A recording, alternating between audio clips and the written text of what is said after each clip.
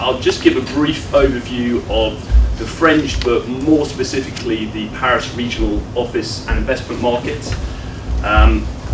One of the caveats as well for coming is also to plug yourself, so quick word on BNP. We are one of the largest real estate advisors in Europe, headquartered in France, where we are roughly twice the size of our next rival.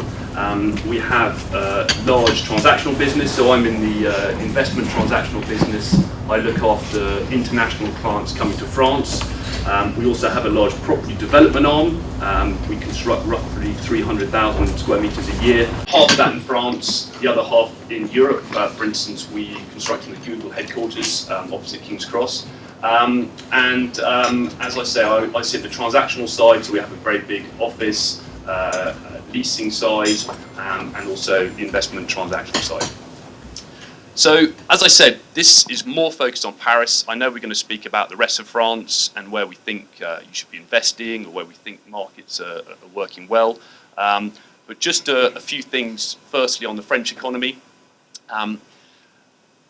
Basically, the supertanker seems to have turned, i.e. we have had, since end of 2014, some positive GDP growth.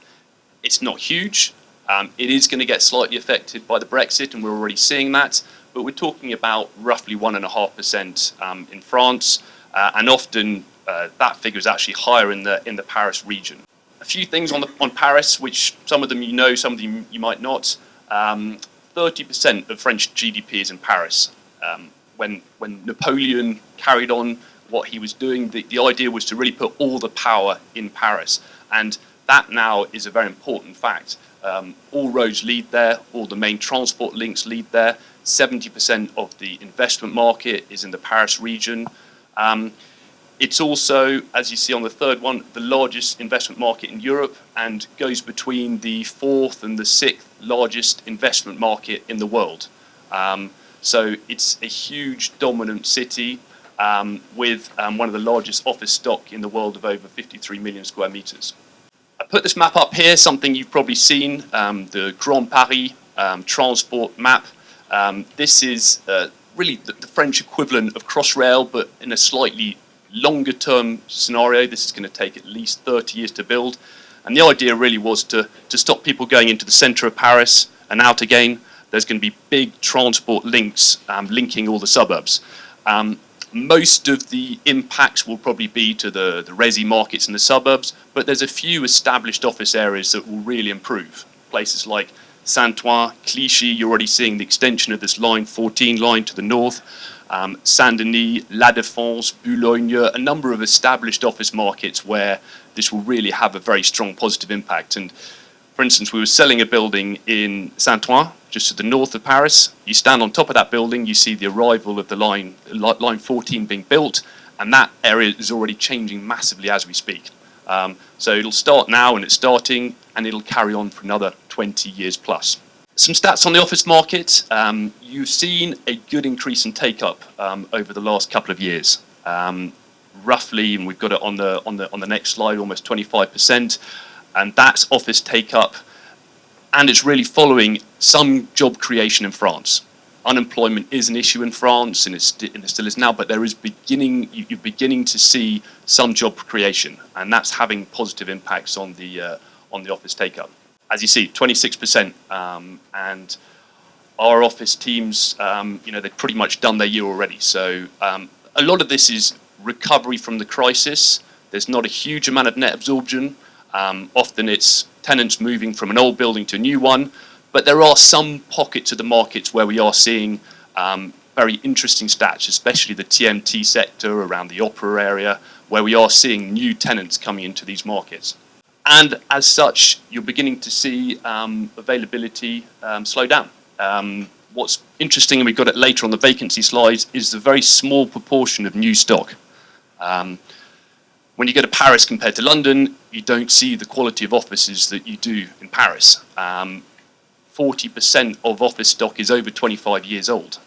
So it's very old, poor stock, which creates opportunities.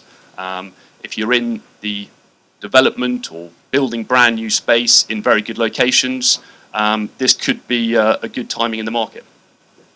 And that's what, I mean, I think if there's one slide to take away, it's that. Look at the vacancy rate across the different markets. On the left is central Paris, 4%. And the light green spots are the new space. And the pink spots are the average. So vacancy levels in almost all the markets are now down significantly. And there's only a few areas, especially around the back of La Défense, Neuilly-le-Valois, some of these areas where there had been a bit of oversupply, but the majority of markets, there's a real lack of new quality stock. And all these points, a little bit of positive signs with the GDP, office vacancy down, a lack of new stock has led to some rental growth, especially, as I mentioned before, around the Opera area. This was the old financial district of Paris where no one went for about 10, 15 years. Suddenly it's become the trendy place to go. There's a number of, one especially very big office scheme there where rents are over 800 euros a square meter.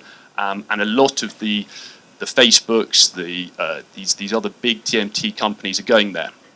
And one thing to mention in France, and the French will know this, that there's a lot of French startups which are very successful.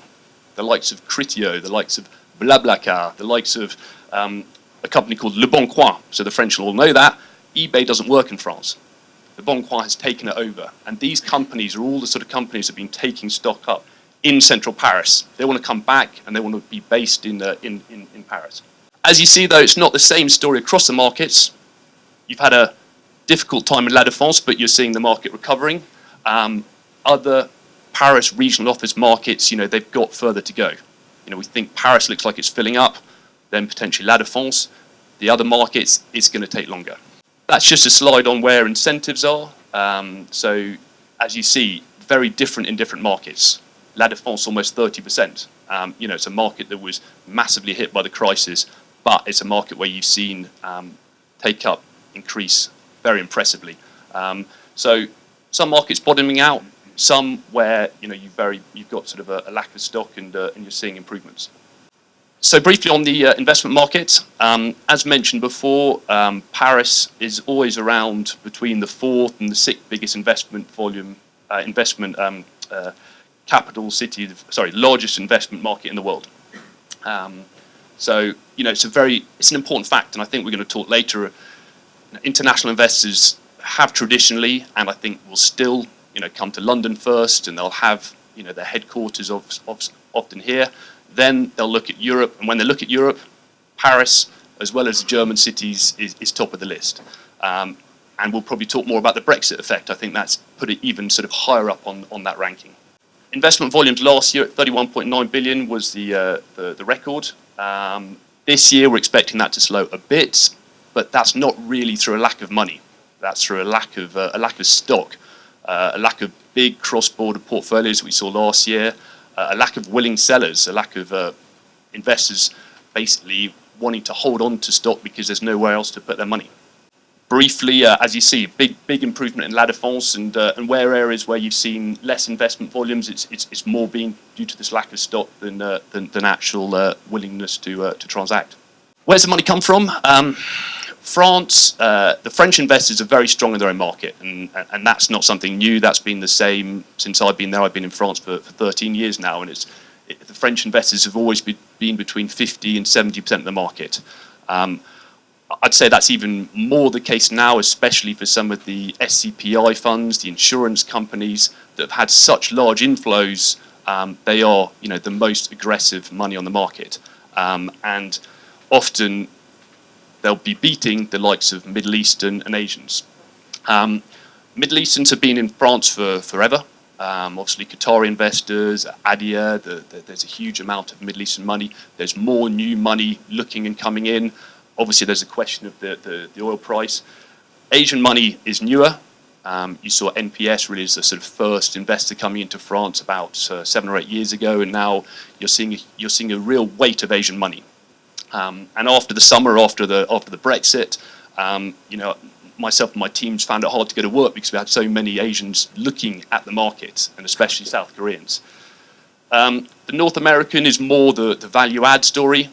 There's the odd, core investor, for instance, Oxford Properties, but the majority of the North Americans are the Blackstones, the value-add money, and they are always accounting for up to 20% of the market. So they are the biggest international investor. And then finally in Europe, less on the Germans, but you've got the likes of Norges Bank, and you've got, you have significant European investors as well. And finally, yields. Yields have come down across the markets. This is just Paris, but you'll see the same thing for the regional markets. They're now probably closer to 3% for office yields, even slightly lower for retail yields. But the interesting point, and I'm sure Benjamin will talk longer, is that spread. There's a massive spread, and the lending environment is very impressive. And we're seeing deals at low yields, but we're also seeing all-in financing at rates we've never seen before. So there is still a margin there.